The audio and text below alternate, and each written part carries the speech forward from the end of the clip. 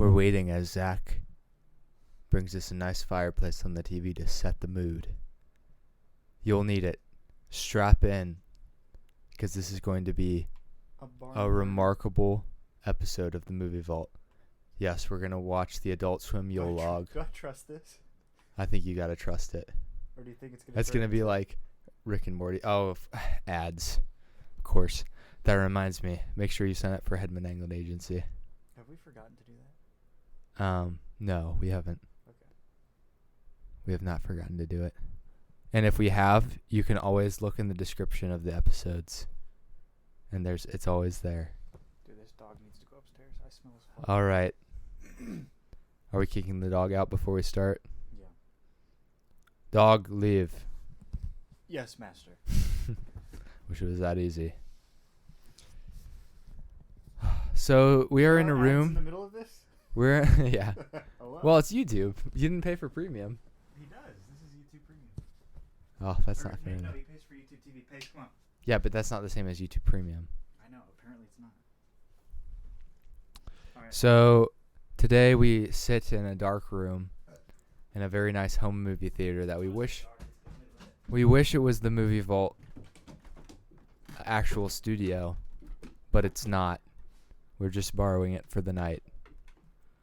We've recorded here before, actually. If you go back and listen to our Toy Story episode, we recorded then. Oh, my. Wow. I gave him his treat, and he ran down here. Wow. Come here, buddy. Come on, Pace. Zach he's not always the best with dogs. But neither am I, so. Yeah, that's going to work. I got to mark my territory. I just got to pee all over the place. Yeah. Yeah, they'll appreciate that. All right, guys, you might have realized this, but this is the Movie Vault. I'm Ben. Oh, and I'm Zach. Is this how we're actually starting it? Yeah. Okay. You didn't know that? No. No, this is how we're starting it. Well, let me start. I want to gain a more authentic experience with the Movie Vault, where people feel like they're sitting in the room with us, because that's what podcasts are all about. I knew I shouldn't have trusted this fireplace from Adult Swim. Yeah, I know they always mess stuff up. You can't. Well, I don't know if they messed up Rick and Morty because I got rid of Hulu, so I can't watch it anymore. Well, there's a voice actor change now. Oh yeah, that's gotta have messed it up. Yeah. No, this might be too distracting. Zach is overstimulated by the Yule log fire. Yeah. Well, let's just watch Sean Hannity. Yep, Ace or Pace. I keep calling him Ace. Sorry, buddy. I'll just do the Disney Plus one. Yeah, he'll learn. It's all right. Okay. Well, what's the introduction? What do you got? Well, I just wanted to really settle into this episode. Oh, okay. No, but seriously, today we are reviewing one of my all-time favorite movies, so I couldn't be more excited. The movie is called 8½. It was called that because the director, Federico Fellini, was being pressured to come up with a name. He had made 8 films up to this point, and he hadn't finished this one yet, so he decided to call it 8½, which is funny considering the plot of the movie. The story was by Federico Fellini and Ennio Fialoni. Cinematography by Gianni Di Vincenzo, and there are some other Italian people involved in this movie. It was mainly released in Italy and France, but eventually would come over to the U.S. via rentals and make $3.5 million. This movie is the story of a director suffering from writer's block, and he wants to make a science fiction film that is also autobiographical, but is having a hard time. His personal life starts to spill over into his movie making. He is bringing his mistress and his wife to the same spa in Italy, along with his boss and all the people in his movie. So essentially, he is creating a sort of crisis to hopefully somehow provide a spark in his movie making. The movie constantly dances back and forth between flashbacks and or dreams, and sequences that we're not quite sure if they are real or not. This includes some childhood scenes one of which scenes with his parents, one of which he and his friends, who are like appear to be 11 or 12, go to pay a prostitute to dance for them, and then he promptly gets in trouble with the cardinal at his school and punished. Whether or not this has affected him into his adult life is maybe up to interpretation, but it is certainly true that he has a complicated sex life and relationship life. He also dreams of having a harem of women, which starts out as women. No, wait, you mean women? Women. Yeah, you said the same thing. Okay, well, you're breaking my rhythm. Okay, I'm sorry. So it's kind of funny because he apparently has to push people into the upstairs if they have aged out of his harem, which is sad. And then this causes all of the women to riot against him, and his fantasy of having a harem of women quickly becomes maybe I can't pronounce this word. Women quickly becomes a nightmare. Is that what you're going to say? It quickly becomes a nightmare. Louisa is bitter of how she is portrayed in the film. Louisa is his wife, and he has this character who is called the ideal woman. It's going to be a struggle. Well, she ends up manifesting herself in like Clarita, or what is her name? Claudia, yeah. So, I mean, she has a name eventually. And she's the ideal woman in the movie, and Guido decides that he doesn't actually want to make this movie. He fantasizes that he shoots himself in the head, but then he doesn't, and he realizes he needs to accept life. He asks Louisa for assistance, and they walk hands, and the men and women who are around in this sci-fi scene, they walk around in a circle, and Guido and Louisa eventually join them. That is a very convoluted way of describing a very convoluted story. I left out plenty of stuff, but that's because you couldn't possibly really summarize all of the stuff in this movie. Essentially, the important aspect of it is that it centers around Guido, the director, and his relationship with his wife, his mistress, his boss, his producer, and then his relationship with himself ultimately. Yeah, I would say as he is grappling with who he is and the decisions that he's made. In some ways, you could say it's a movie about having a midlife crisis, right? About reckoning with yourself in the middle of life. Maybe. On the choices that you've made. Are midlife crises this destructive? For some people, yes. Now, you could it's stereotypical to have a midlife crisis. You really could have a crisis at end of life. Yeah, those are beginning of life.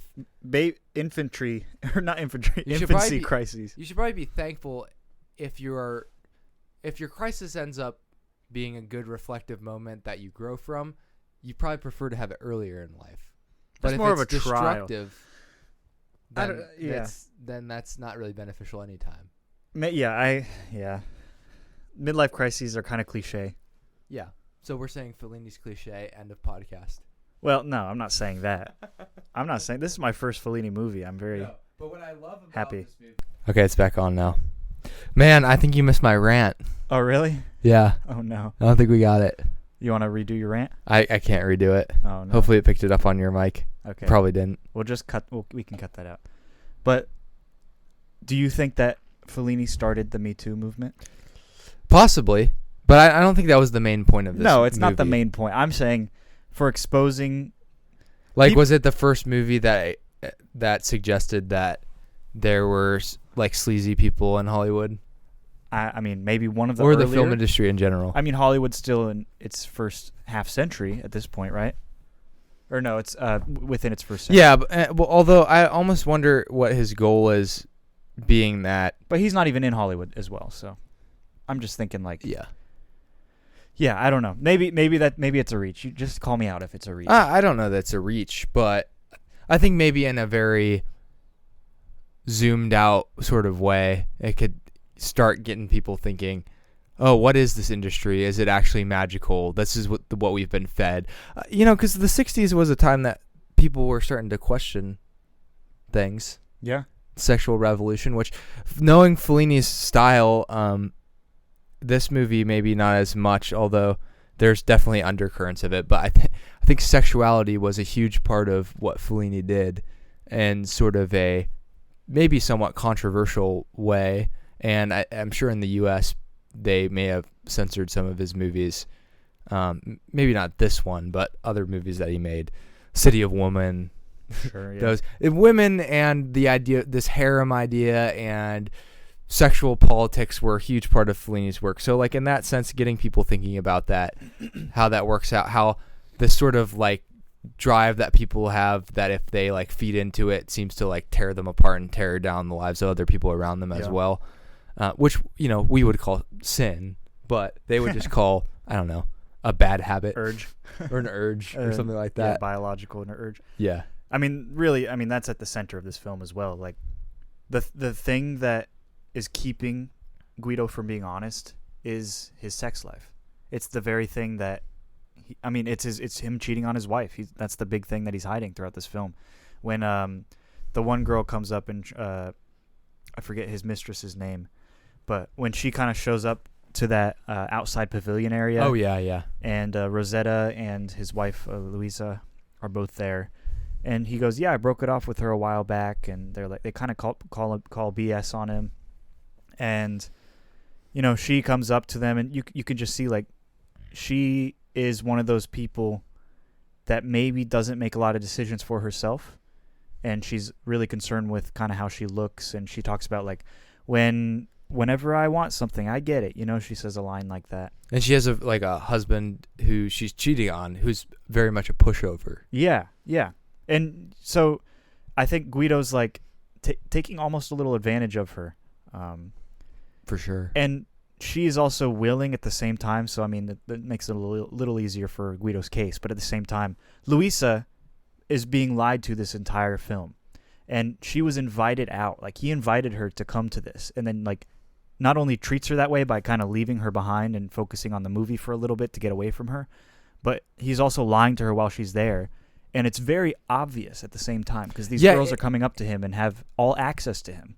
It's almost like he's tired of even hiding it. Like, maybe that's the reason he even invited Luis out in the first place, is he's like, this is too much energy that I'm expending. It comes back to him and his selfishness. But you can tell he feels somewhat guilty because of all these flashbacks and the conversations with his parents who have died, and the things that are happening. But he's still kind of acting out of his own self-interest at pretty much all points of the movie, maybe even the ending, where he and Luisa supposedly reunite in some effort to fix the film, which still ends up serving his interest. So yeah, that adds into whether that's even actually what's happening. Yeah, that's a good point. And the flashbacks are a staple of this film, just because, it kind of shows how he got to be where he is. Like, he was exposed to, like, sexual imagery at such a young age when that one woman was dancing for him. So then he started to see women as these kind of maybe objects that are for dancing or for pleasure or for just looking at, you know? And then down the line, 30 years or whatever, how many years later, he's imagining having a harem of all these women, and they have, ranks within them. And the younger ones stay down, the older ones are just sent up, you know? It's like this horrible system that really objectifies women to its fullest extreme. And then his imagination also shows, like, it shows his flashback, like, that happened to him, and it shows his imagination, how far he's come from that, like, how much worse it's gotten. He's let this kind of bad habit go too far. And it also shows in his relationship with Luisa, like, these are the thoughts that he's having about women. This is the way that he thinks about women. Because he doesn't really have any relationship with many guys in this film. Like, he doesn't talk that much. And the guys that he's around, the one guy, Mezza Bota, has, like, a girlfriend who's, like, 50 years younger than him. Yeah. At which he kind of, I thought, at least on this viewing, that he kind of looked down upon that. Like, which is funny, because who is he to be judging this guy? Well, that's what I'm saying. Who's that's also probably pride. Well, I think he had also cheated on his wife, if I remember the story correctly, because he was like, how did your wife take it? Oh, she didn't take it too well. Yeah, no duh. She's not going to take it that well. Man, she took it really tough. Yeah, you dumped her for this girl who's like 20 years old. She's not going to take it tough. Yeah, it is sad at the same like this happens, but it's crazy because that just shows that Guido has compartmentalized that part of himself. Yeah. So that he doesn't see that as part of his self-image. And that's a very I mean, that happens to all of us. Like, we have That these definitely, yeah. bad habits that we just ignore because we've done them so long, to the point that we don't think of them as a part of ourselves. And then when we see other people do them, we look worse on them. As, like, if we had not had that secret bad habit, we look worse on those people that have it, because we feel guilt inside, and then we want to project that onto other people by Right. saying that, Very true. they are very wrong for doing that. That makes me feel better about myself, because Or somehow what they're doing is worse than what I'm doing. sure, yeah, you're kind of Yeah. setting the standard yourself, right at that perfect line between you and other people, right? It could Right, be a very exactly. thin line. But Yeah, you're it could be. making there. It could seem really silly if you actually use some self-reflection too. Mhm. I want to briefly touch back on my rant. I'm not going to go through the whole thing again, but I think it is a good point that this movie shows directors in a context where they don't have a god complex. They're not neurosurgeons. They're not perfect. Not to say that neurosurgeons are perfect either. That's funny. It's just the love how last you equated context that I used, god complex, I was talking about neurosurgeons. That is a generalization. There's a lot of very good neurosurgeons, and ultimately, if you're good at it and you're saving people's lives, we can forgive a few personality tics. But Maybe I mean, I'm not sure if I'm fully on board with that, but well, to some degree. But like, they can be horrible people as long as they're a great tool to society. yeah, that's what I'm saying. I I mean, there's only so disagree we with can't be that picky. There's only so many of them. I guess. That's what they know. They know that there's not that many. So Yeah. you can't be picky. They take advantage of that. But also, if I ever need neurosurgery, I'd want somebody who is good at it, and I'm going to be knocked out. So who cares? Anyway, that's just a tangent for a different time. Yeah, the directors aren't perfect, and this movie does a good job of portraying that.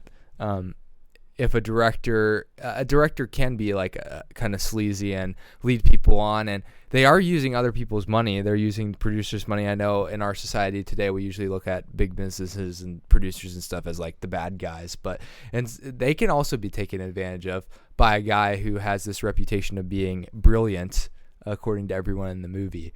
So that's the point I was trying to make. It's sad that you can't hear me in my impassioned state that I was 20 minutes ago, and for some reason must not have been in the cards for that to release to the public, but I can still make the point. When you dropped those 3 F-bombs, I was like, wow, you're going hard. Yeah, you should have heard that. Yeah, so I think I agree with that. Just like, yeah, I think Fellini's not only exposing, I mean, he's probably exposing his own bad habits as well. It seems so, like, the movie seems personal. That's what I don't know. I think I've read that before, but I haven't seen like conclusive evidence from a quote or something that it actually is. Maybe I should just look that up real quick. Yeah. But I mean, just the idea that keeping something from someone for so long, and then bringing her to kind of see that side of yourself very closely while still lying to her face when it's so obvious that you're lying. I mean, that's like as bad as a bad habit can get. And your bad habits, like in this film, affect other people. And in this case, Guido's bad habit, his mortal sin almost, is making his wife miserable. And she comes up and declares the marriage over. And then after that, I mean, that's pretty much it.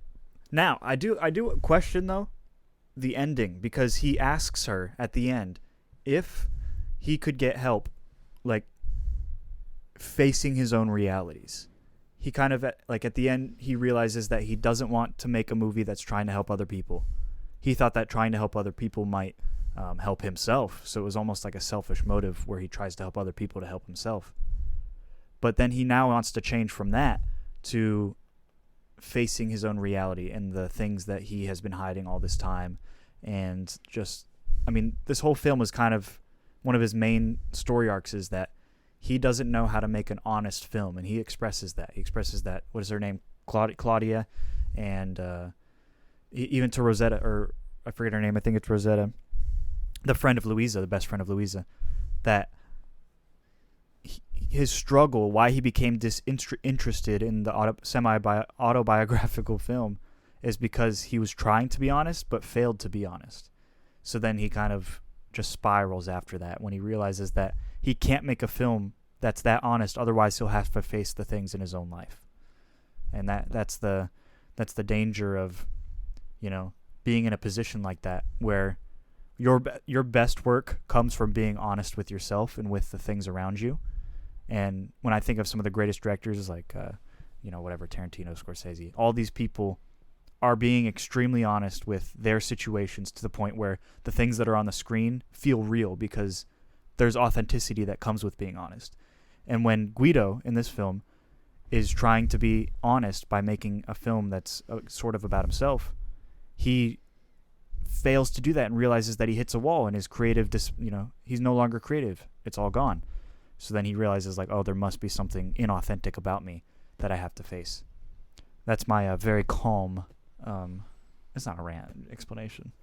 Yeah, and one thing to point out is that some directors reveal a lot about themselves in their vocabulary that they use based on the films that they decide to cast or the act. Are you talking about Django Unchained? Django Unchained, Pulp Fiction, and I'm just remembering a scene in Taxi Driver where Martin Scorsese plays a character in the back of a cab who says a certain word.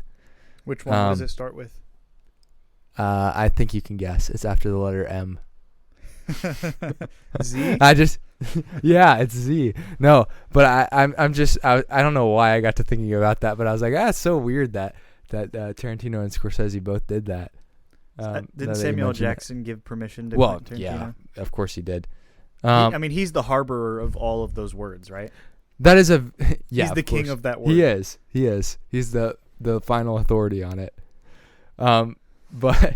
But it is a very good point that there is authenticity that comes through, and it seems like that's what people who get really into cinema ultimately become connected to, is the fact that they can feel what another person is feeling, and then of course your own feelings come into the film, and you can dissect it from a technical perspective and say this was interesting or this was sound movie making. But I was reading Roger Ebert's 4-star review, which is perfect for, he judges out of 4, so perfect review from Roger here, and he points out that most people would say, it would make sense that Fellini's neo-realist work, which was really in his early filmmaking days, so the movie La Strada that I referenced, that's going to be like a very neo-realist movie. It seems like those should be the best, but it was actually the movies right after he abandoned that style of filmmaking. I wouldn't say abandoned, but he subverted it or changed, took what he had learned from working in that style and kind of turned it into a new style and used surrealism, as we say. So like movies like La Dolce Vita is when he really started doing that, and then finally 8.5 might have been the highest point. Ebert also seems to point to Juliet of the Spirits and then Amarcord also. But the fact that he changed the direction that he was going in, added something new, is the authentic part of the filmmaking experience. He didn't just keep doing what he worked under Roberto Rossellini, who's famous for Rome Open City and was a famous neorealist, like one of maybe the guys who made neorealism so popular in the first place. Instead of just like being the protege of Roberto Rossellini for his whole career, he decided to do something different. And that is the magic of filmmaking, how you can learn from somebody else, but then you can work within this box and work within these rules, but then you buck everything and you change it, and you become revolutionary. But you're also constantly reflecting upon yourself, and that's coming out in the movies. And here we are again saying how amazing directors are, and really maybe a lot of these directors are actually not that good of people, and maybe they would be kind of miserable to work with. Well, this is a tangent of yours once you're done. But the results, save it. The results show for themselves. 4-star reviews from Roger Ebert. So yeah, I'm sure. I mean, maybe it's one of those things where Roger Ebert goes back and makes it a 4 after he realizes that that's a good point. Too low. He wasn't perfect either. Yeah, but this is a tangent. Do you think sometimes films go down in history because of the changes that they make, the new genre that they create, or a new style or camera angle system, or something, it's newness. But then the most, not even just legendary, but like, I don't know, things that define cinema aren't just new. when I think of like just new without having like authenticity, I think of like the Avatar movie, right? No, that's a good point. Where it's like it's this groundbreaking CGI type of stuff. It's more like we're rushing out something because it's a technological advancement, is what you're saying. Exactly. Not even just technological, just like it could be something different, you know? But there are a lot of movies out there that are famous because they made something different. This film kind of pushes that surrealism pretty far. So I think that's part of the change. But this film also has authenticity. I think that's what adds to it so much and why it makes it a legendary film and why Ebert made it a 4. Maybe after rating it lower. But just the fact that this is something that about like 40% of men in America go through. Where like unfaithfulness to their wife. I'm being like completely honest right now. Like this is not an uncommon thing. For someone to have a wife and then just be in lies in that relationship, for there to be lies between you and your wife. I don't have a wife. I don't really know what that's like. But it sounds like it would be really self-destructive if things came to a head at some point. And obviously divorces are so easy now that you can just, go to the mall and get a divorce. But this is like real life, and that makes it more authentic. It's not just an Avatar film. It's not just a feature that you can now use in films moving forward, I even think like the Angry Birds movie, stuff like that. Like, let's make movies about an app on an iPad. Like, that's pretty groundbreaking, but at the same time, it's not authentic. Yeah, that's very true. That's very true. And it is interesting to the point that the subject matter is true to life, so the realism aspect still comes through. And I don't know. I feel like in some ways our podcast, we're very meta here at the Movie Vault, has become, we try to give advice to young filmmakers because all we're doing is watching the greats now, and observing, making these observations about, well, what did they do that made people think that they were great filmmakers? And it seems like we're onto something here with, it's maybe it seems intuitive, but it's probably harder to pull off than it seems. And that's just like, think about what's going on in your life. What's truly, you might think your life is boring. That's the thing. Somebody like Fellini, he did have an interesting life, but he also, you get into these mundane tasks and you're like, oh, I'm cheating on my wife. No big deal. Like this mundanity. No, not exactly. But, and I don't know whether Fellini was cheating on his wife or not, but he was probably around people who were, if he wasn't doing it himself. And he started to think more deeply into what does that mean? How does that affect? What is the root? I know people were throwing around Freud in terms, just in general, in terms of Fellini's style and maybe in its relation to sexuality. And obviously, Freud probably had an overall fairly negative, and I shouldn't even say fairly, negative influence on how people view sexuality. But nonetheless, you have to acknowledge that we live in a world that most people subconsciously think of themselves and identify in a way that is somewhat can be attributed to Freud's thought. So probably for worse, but yeah, that's the world we live in. So reading, like kind of diving into that and then in all these different ways. And it's funny, Pauline Kael, who's a really famous film critic as well, she didn't like this movie because she called it a structural disaster, which I think is hilarious because in the long run, that's actually what people like the most about this movie is it's almost like I feel better about myself because she didn't get it. She watched it and she was like, oh, the structure's bad. Well, no, it's not. It's just different. It's like, it's not something that you've seen before. And we can't really, always blame film critics, but it is fun when they get it wrong because they're kind of full of themselves, just like directors are. The constant push and pull between the director and the film critic. So, there's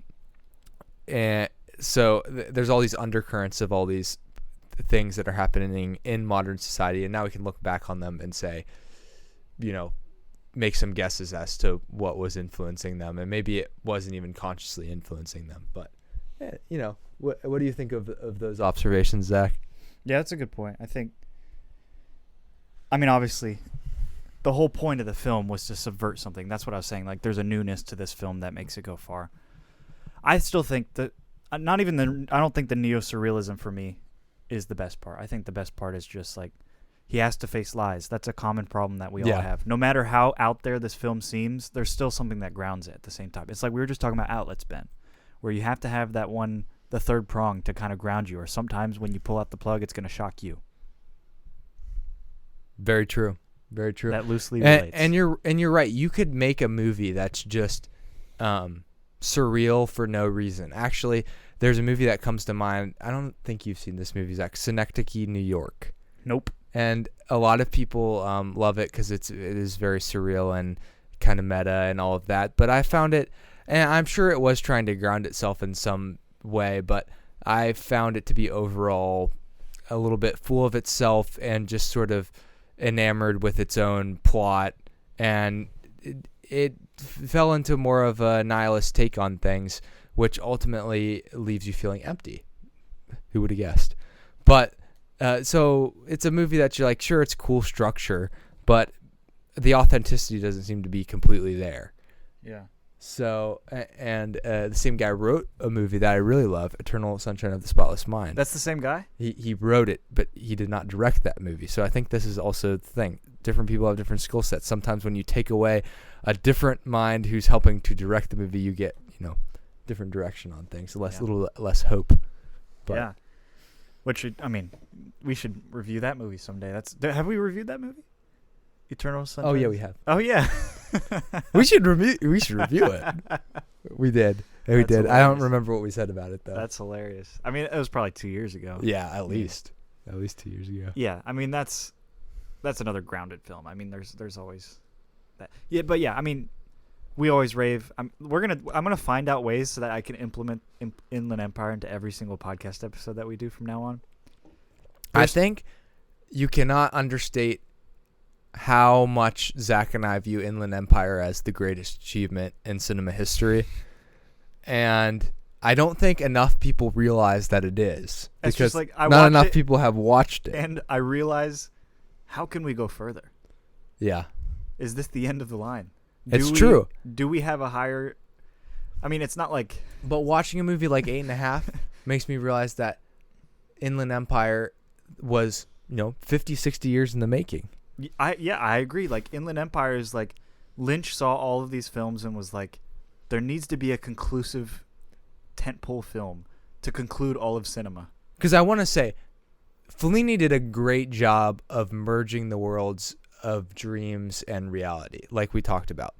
But it's nothing like Lynch. Oh yeah, I mean we're on a Lynch. We've been on a Lynch wave for one day. a couple we're months gonna now. look back and be like, man, we really like David Lynch a lot, but maybe that will never end. That's kind of what I'm hoping. I hope not. I hope that one day I can have all 4K box sets of David Lynch on my shelf, so I wake up every morning and be like, Eraserhead. I was just listening, actually, this is a tangent, on The Big Picture from The Ringer this morning, and they were talking about Eraserhead, and that, like, if they all got together and watched Eraserhead, then they could solve all of the world's problems. Do you think we could? No. We already tried that, Yeah. and it didn't work. I also learned that it only costs 2-point-something billion to solve world hunger each year. I know it's not a lot. I know. Well, people throw out numbers like that, but is it really true?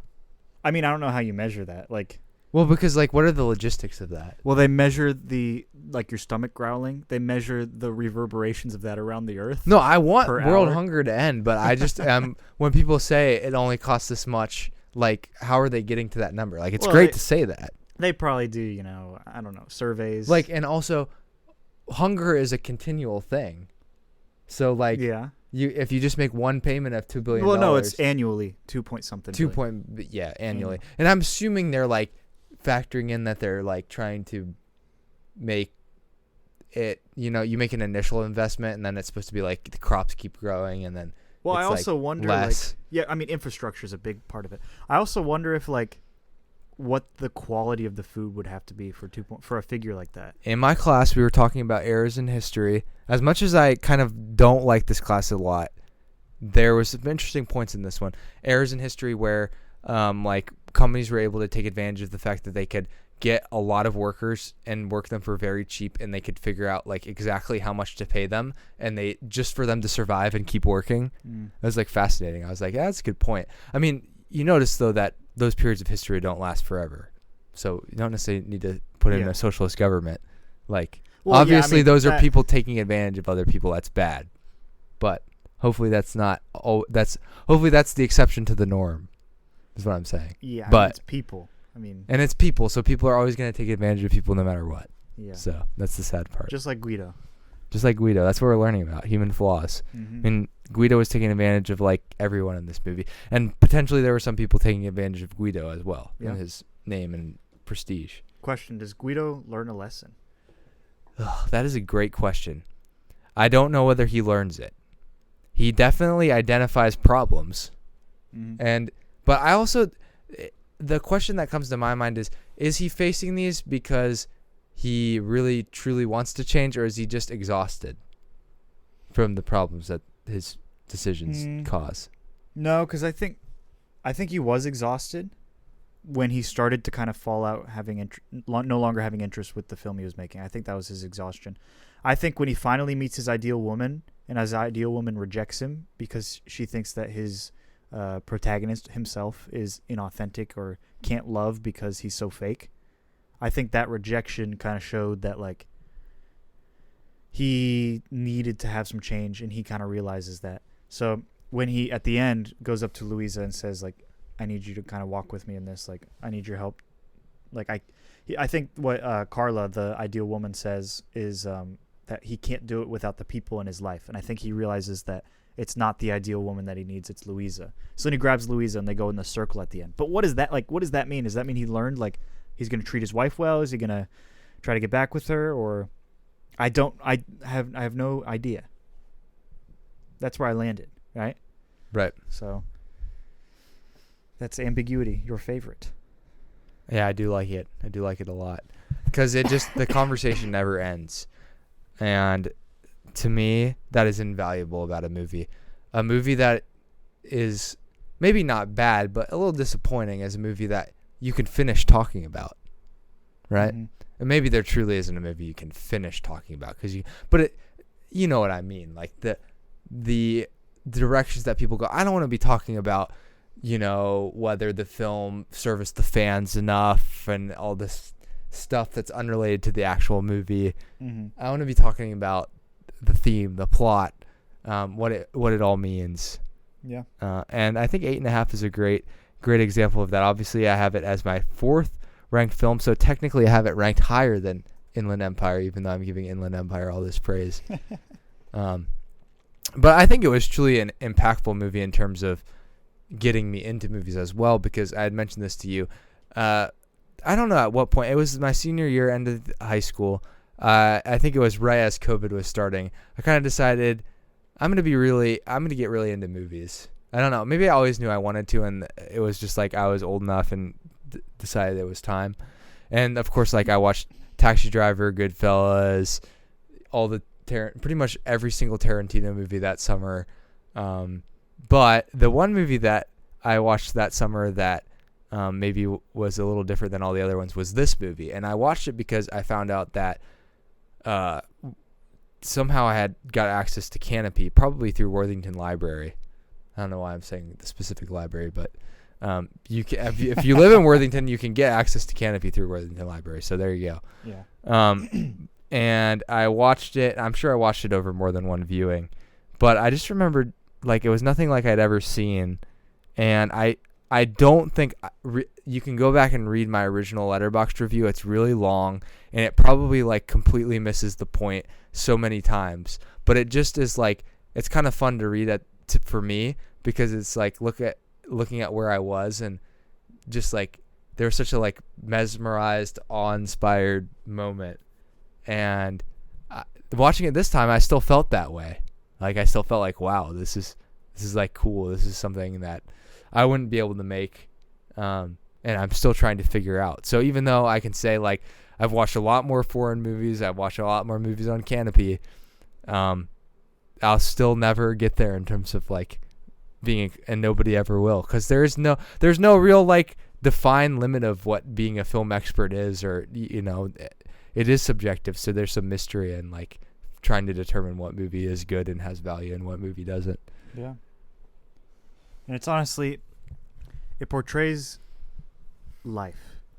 That life is a movie, and you can slip in and out of this movie, right?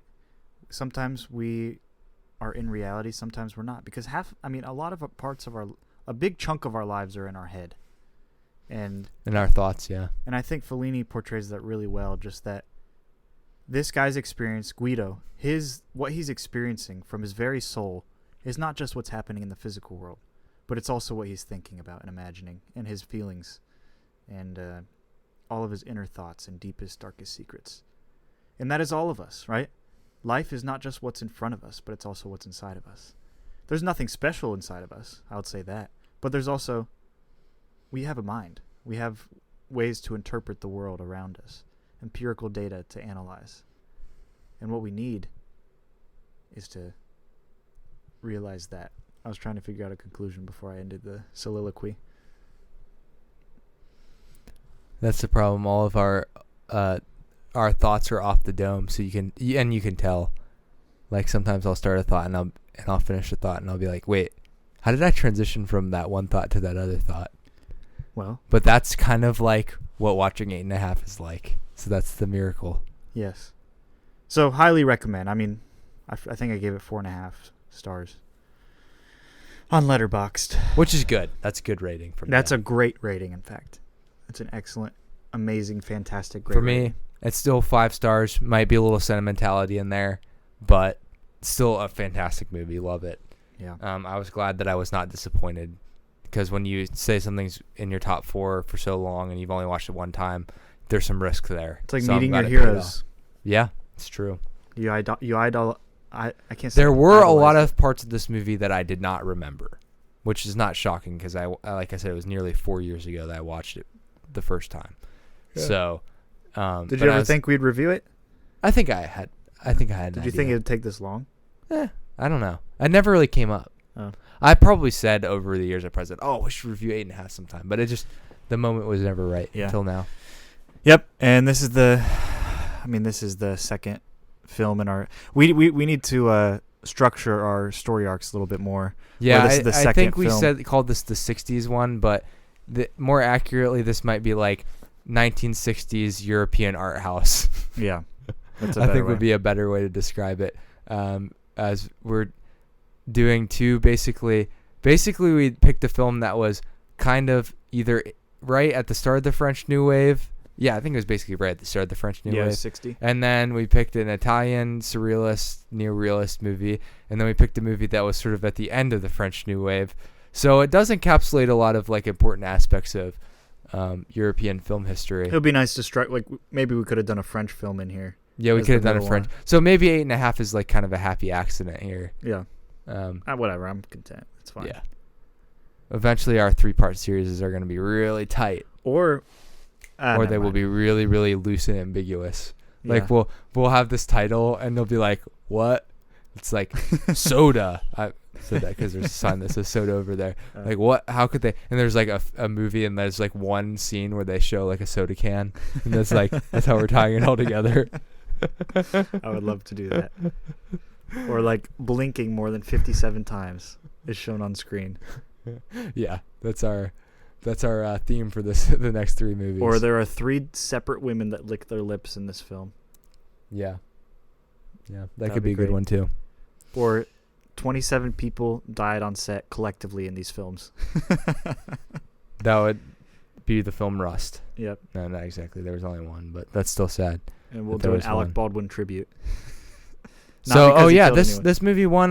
Before we close off, this movie won Best Foreign Language Film in the Academy Awards. So this is one of the ones he won. Yep. Probably should have won Best Picture. I don't know what won that year, but I'm sure it was better than whatever it was. And he won a bunch of other stuff, so you can read through that. Let's do some movie highlights. I don't have very much right now. You've been watching Twin Peaks still? Yeah, I've been watching some Twin Peaks, but I have a lot of clinicals to finish up, so that's been eating up a lot of my time, unfortunately. But for class, I watched this film called Sorry to Bother You. It's all right. It's all right. Yeah, that's all I'll say. Wait, is that on Netflix? I don't know. If it's a movie, I'm thinking I'll look it up later. I did want to point out, since I've been watching Twin Peaks: The Return. It's very interesting, very intriguing.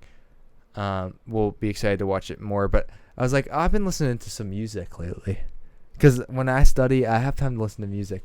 So 2 albums that have really You're trying to add music segments now. I'm really stretching the limits of what we're doing here. Maybe 2 or 3 albums. Well, one album I've been really obsessed with is Alice in Chains Unplugged. There's something about the grunge era bands playing their songs acoustically that's just like incredible. I've also been kind of revisiting some of the Nirvana MTV Unplugged album, although I had already played that through a bunch. But the Alice in Chains specifically, I've just been loving their Unplugged. Just so many songs: Nutshell, Heaven Beside You, No Excuses. It's an incredible, a really, really sad story their lead singer dealt with, like many of the grunge era bands, unfortunately, dealt with drug addiction for over a decade before tragically and miserably dying, but somehow was able to pull himself together for this kind of magical performance. Then I also have been listening to some Jeff Buckley compilation albums and enjoying realized that he had done some covers of some Smith songs and covers of some Bob Dylan songs that I didn't know about or hadn't like looked into previously. And so I guess I'm kind of in my tragic 90s, tragic bands where people died tragically. Did Jeff Buckley die? Yeah, he like died. that? No, he didn't die of drug addiction. He died in a swimming accident. What? He was swimming open water in the Mississippi River and drowned after a boat drove by and he got caught in the wake. Wow. Yeah, it was crazy. How old was he? He was like in his late 20s. What? Yeah. And I'm assuming so that's he got why more he famous only had, after. That's why he only had one album. No, he was he was relatively popular, but I mean his cover of Hallelujah I think exploded long after, like, yeah, because that's his like really, really famous song. I think he's one of those guys who's kind of steadily grown in popularity. But so really, really sad, but at the same time can still appreciate the music. So thanks for letting me go on that tangent while I was slacking on watching. Well, yeah, you movies. didn't really give me an option, but I didn't really. I watched the film A Beautiful Boy.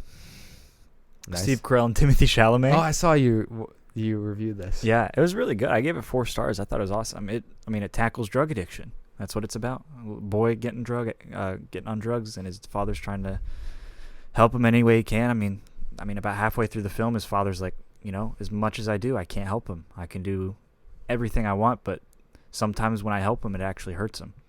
So sad, because I mean, everybody probably knows someone who's affected by drugs or on drugs.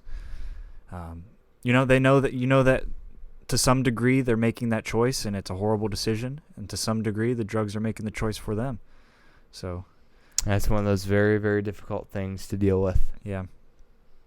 So, yeah, it's a great way to end the yeah, podcast. so little notes on drug addiction to end the movie vault. So we'll just close it. I mean, we've tackled a lot of things in the last few weeks. Just some heavy topics. I think mental health with Sunset Boulevard, just giving all of our advice. yeah, all of our unmerited, unwarranted, or like nobody really asked for it, but we're willing to give it. Yeah. We're willing to give it. Yeah. All right. Shall we close the vault? Sure, go ahead. Dun, dun. We really need to increase our budget.